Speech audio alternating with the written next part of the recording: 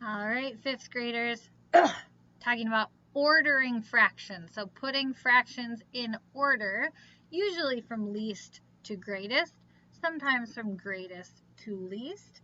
But in any case, we're figuring out which ones are bigger, which ones are smaller.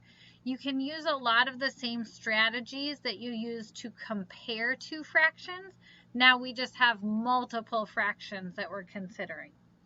So I'll go through some of the different strategies. Notice I included a link to the fraction strips that will show up underneath the video if you want to use those to help you figure out which fraction is bigger, which fraction is smaller.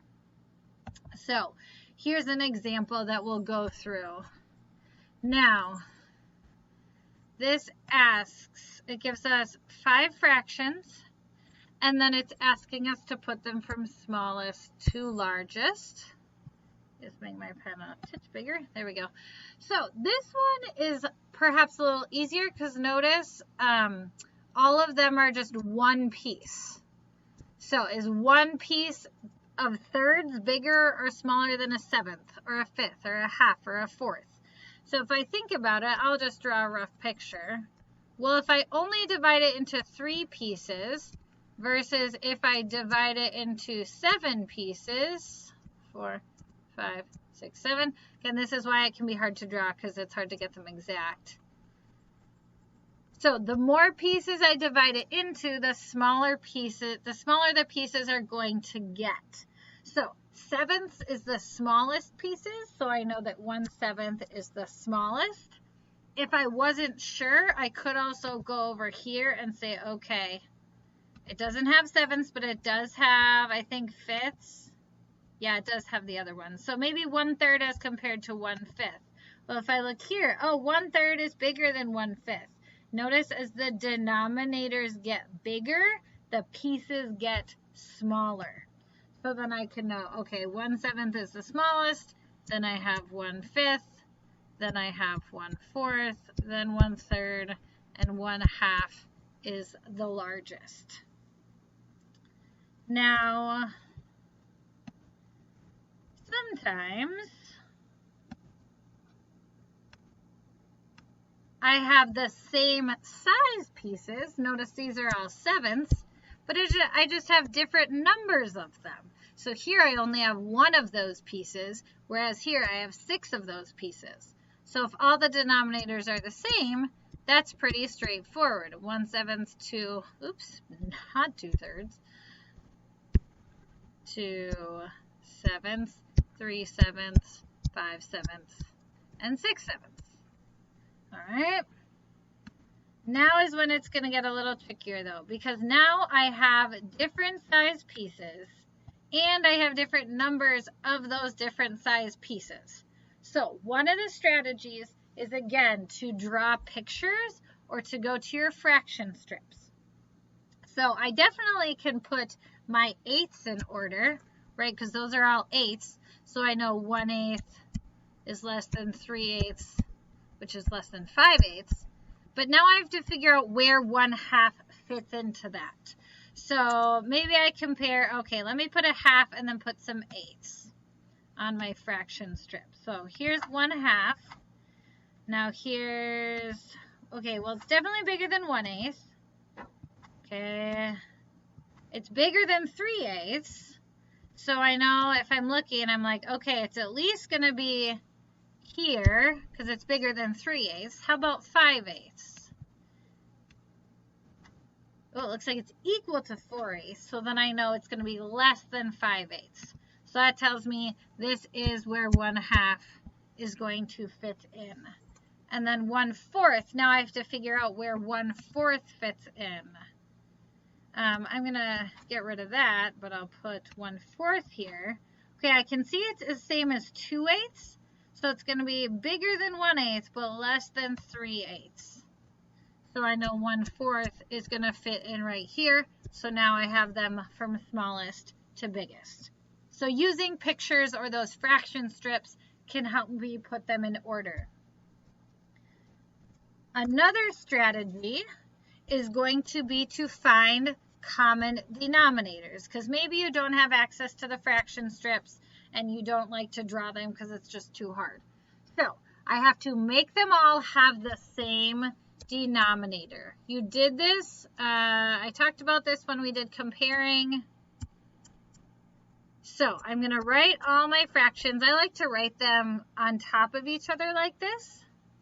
5, 6, and I'll have to put 2/3 over here. Okay, so I need to look at all my denominators. 4, 12, 2, 6, and 3. I'm going to write the multiples of each one to find something that's the same. So if I go 4, 8, 12, 16, 20, 12. Oh, I already see 12 is in both lists. So is 12 in the other list as well?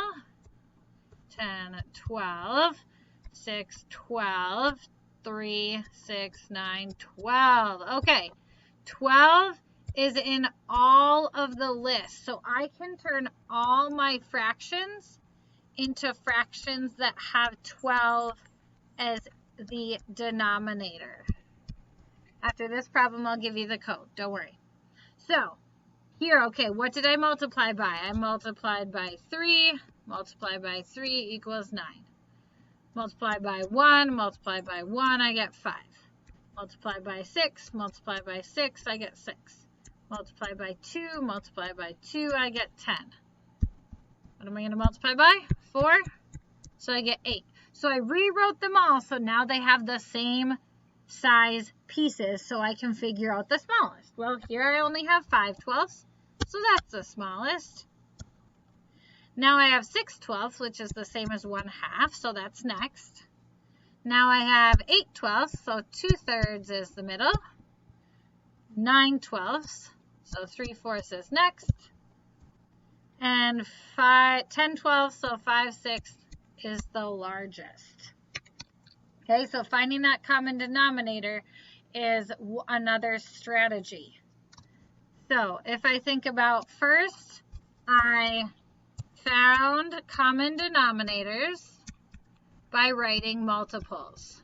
You'll probably want to write this in your notebook. Okay, you don't always have to write down the multiples, but that's a strategy that works for a lot of 5th graders. Next, we need to write those equivalent fractions by multiplying. So figure out, okay, what did I multiply by? And then multiply by that on the top as well. By multiplying. And then last in this case, oopsie, sorry. Last in this case, we will compare or we'll order. Sometimes that's when we add or subtract. So you do need to master this skill because we're going to use it a lot. The code word for this is Vikings. So it was finishing out the phrase from last week. So if you wrote down the words, then you'll have the end of a sentence here with Vikings. V-I-K-I-N-G-S. Let me do another example. I think I have another one here. Yep. So more ones that do not have the same denominator. So we need to find common denominators. So I have 10, 4, 5, 10, and 4. So let's write the multiples. So what we do first, 10, 20, 30, 40. We'll stop there because the biggest number you don't have to write as much of. So 4, 8, 12, 16, 20. Ooh, 20 is in both lists. 5, 10, 15, 20. Okay, that's in all 3 lists. So we can use 20 as our common denominator. So now if I write my fractions, but I want it to be out of 20, what do? What did I multiply by? By 2. So then I get 6/20. 3/4, but we want it out of 20, so it has the same size pieces. Again, I could use the fraction strips, or I can find a common denominator. 2/5 out of 20, that's times 4, I get 8. 7/10, want it to be out of 20, multiply by 2, I get 14. And then 1/4 out of 20, multiplied by 5, multiplied by 5. So I get 5/20ths. So now I can put them all in order. 5/20ths is the least, so 1/4 is the smallest. Next I have 6/20ths, so 3/10ths is next. Then I've done both of those, so 8/20ths is next, so 2/5. Notice how I am writing them in their original form, so that, because that's usually what you'll see it in. I could go 5/20ths, 6/20ths, 8/20ths, but usually if it's like multiple choice, they'll put them in their original one. So sorry, I almost did that.